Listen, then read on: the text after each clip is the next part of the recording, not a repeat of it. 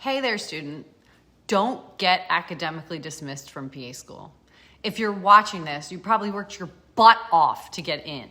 You spent years shadowing, grinding through prereqs, acing your application, only to find yourself accepted into PA school, struggling, overwhelmed, and afraid of failing out.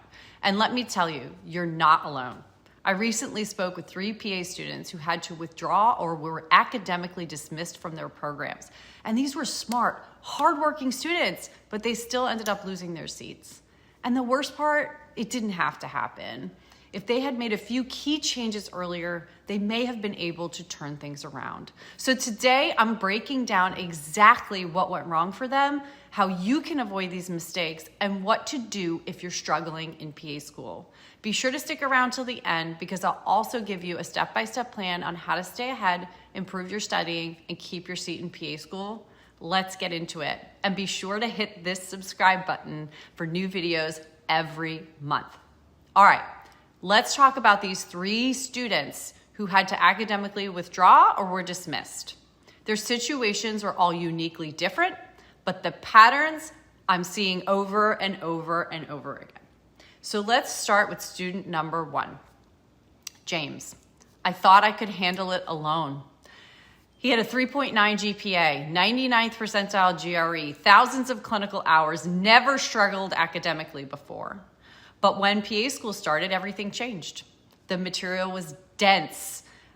The exams were brutal in the pace and consistency, and his usual study methods weren't cutting it.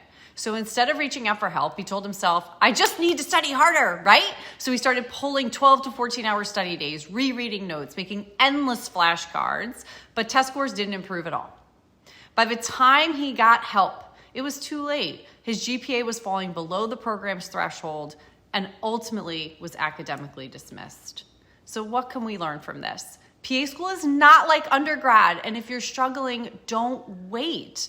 The moment you start slipping, reach out, advisors, tutors, study groups, use every resource. Your program will be able to help you with that. Change your study methods early. If rereading notes isn't working, you need active studying, recall, spaced repetition, and practice questions. Let's move on to student 2, Sarah. I was studying wrong. Sarah put in the hours. She studied 8 to 10 hours a day and even cut back on sleep just to keep up. But her test scores barely passing, doing okay, but barely passing, and she was frustrated because she knew the material, kept blanking on exams. She thought she had test anxiety, but the real problem was she wasn't studying effectively. She spent all her time rewriting notes, rereading PowerPoints, highlighting in textbooks, and those are all passive study techniques. They make you feel productive, but they don't actually help with retention. And by the time she realized her mistake, she was already on academic probation. After failing another exam, she eventually was forced to withdraw from the program. The lesson here, studying longer isn't the answer. Studying smarter is. Active recall, question banks, practice questions, teach back methods instead of just reviewing notes, simulating test conditions, taking tests under timed conditions to get used to the pressure is what we can learn from Sarah's example. Now, student 3, test anxiety and no support.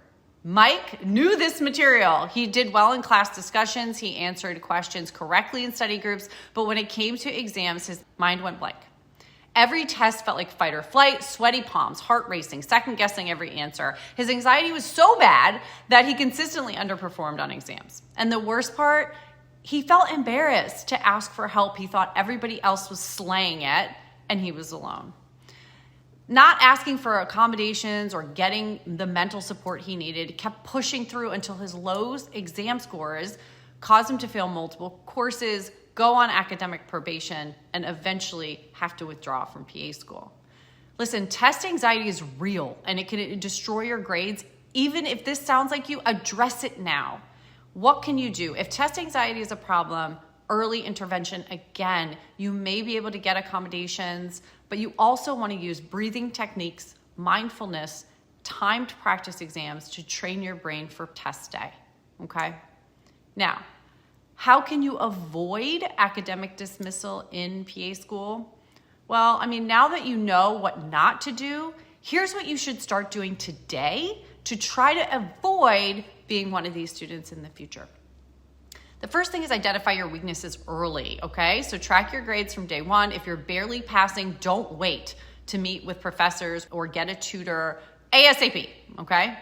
Use active study methods. Rereading notes in PA school won't cut it. You need active recall, spaced repetition, Q banks. Build a support system. Find a study group, a PA mentor. It's not meant to be done alone, okay? And manage stress and test anxiety. Train for exam like you train for sport. Simulate test conditions, practice under pressure, right? Get used to that repetition and the amount of information you need to retain. And if you're struggling, work with a mentor or academic coach. It can be a game changer. And your PA program might not be able to provide that for you, but keep listening because I've got something to say. If you're already struggling or on academic probation, it's not too late, okay? So if you're in PA school and you're struggling right now and you've met with your academic advisor and professors and they're making a plan for you to stay in the program, then it's time to rework your study strategy if your current method isn't working. Now I can help more with this. I'll get to that in a second. Seeking professional support, whether it's for anxiety, an academic coach, it really can help turn things around pretty quickly. Not all hope is lost, right? Anxiety is at an all-time high because you might be on academic probation, but it can be turned around, okay? Now, I know PA school is brutal, but you don't have to go through this alone. This is exactly why we created PA School Prep Academy, a program designed to help you study smarter, improve your test scores, and stay ahead. With academic strategist Eric Fogg, who is known all over the country for helping students with strategies that work, test-taking strategies to reduce anxiety, and professional coaching to teach you how to break down questions to get to the answer because it's giving you the answer in the question. All of the things that Eric is able to do can be taught in our PA School Prep Academy. So struggling doesn't mean that you're not meant to be a PA. It just means you need a better strategy and the right support. So please join us for our next PA School Prep Academy. And if you want to get on the wait list for the next one, you can do so in the links below. You can also find a link for our PA School Playbook, the ultimate study and test-taking guide for PA School. If you found this helpful, please drop a comment below. Make sure you subscribe, and I'll see you soon.